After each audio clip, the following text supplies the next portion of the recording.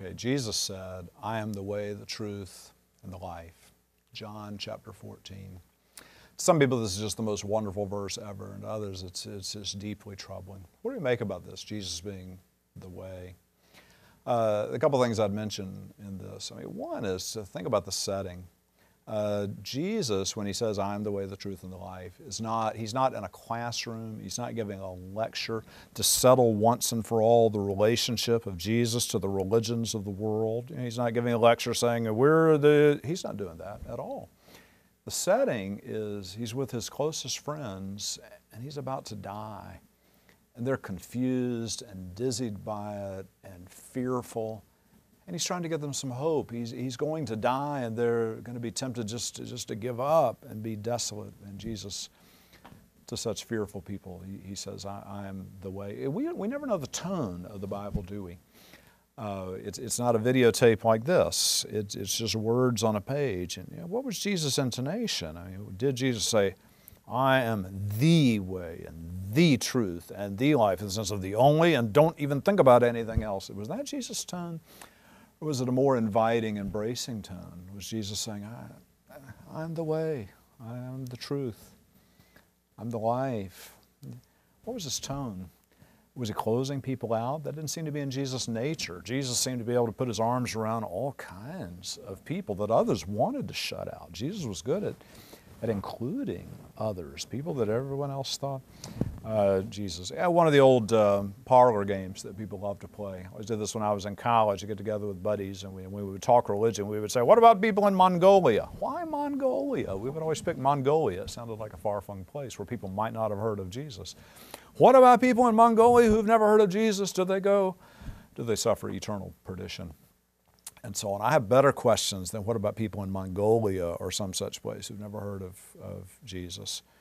My question about people just right around here. What about people that all they've heard about Jesus is from kind of mean-spirited people or from boring people who have lives that just seem innocuous and or their faith is just superficial and they've heard about Jesus, but it seems like nonsense. Why would they believe? Or what about people who've heard a lot about Jesus from people who've been mean to them? I counseled a woman a while back, and she didn't believe in Jesus. She never would, because her father, he was a very pious man indeed. He was a great deacon, great Bible believer, but he'd sexually abused her for years, and she wouldn't have anything to do with Jesus.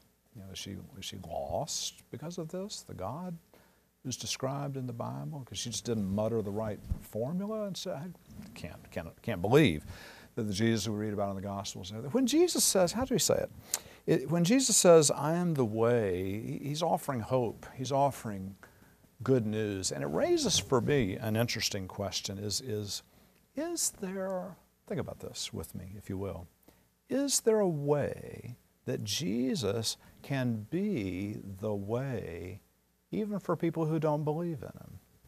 How does that work?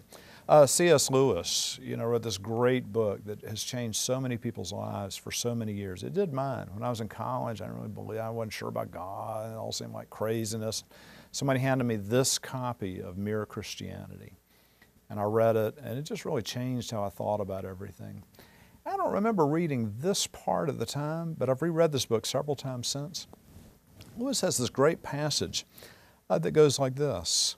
He's talking about Jesus and his significance for all of humanity. He says this, is it not frightfully unfair that this new life in Christ should be confined to people who have heard of Christ and been able to believe in him?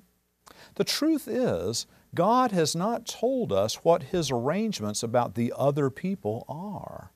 We do know that no man can be saved except through Christ, but we do not know that only those who know him can be saved through him. Think about that. Is there a way that Jesus could be the hope of people who don't believe in him and have never believed in him? How does that work? I've tried to think about this. You at least hope that that's possible. I think about when my children were infants, and they'd be sick, they'd have a fever, they couldn't sleep, they had colic or whatever, and I would hold them, rock them through the night. They don't remember that. They don't acknowledge that. They did not ask for that, but they were no less the beneficiaries of my love. We think of all kinds of instances where people are beneficiaries of something that they didn't ask for, they don't know about, they don't believe in. I always love the idea of anonymous donors, people who do great things and their name isn't attached to it and nobody even knows who did it. They're beneficiaries, but the beneficiaries they didn't ask for it, they don't know. I like that idea. And when it comes to Jesus and other religions, and for those of us who believe in Christ, my favorite book is by this Roman Catholic theologian named Hans Urs von Balthasar.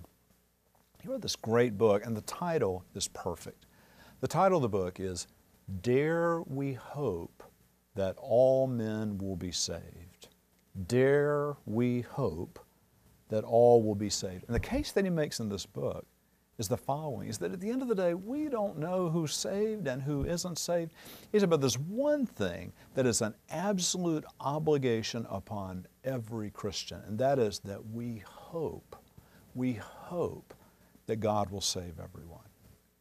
And I love that, because that sort of simplifies things. I don't have to decide if this person is in or out. I don't have to intellectualize all the stuff. I don't have to do any of that. What I have to do is I just have to hope that God will save each person, that God will save everyone. If there's anybody out there that I think, no, I can't hope that God will save him, then that's a flaw in me.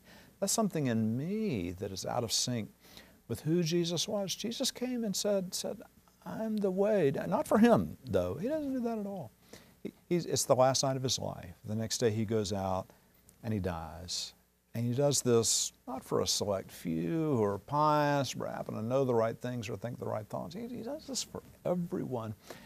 And what's incumbent upon us is to be grateful that there's a way that God did come down. And then when we think about anybody else, we just hope, we hope that they're saved.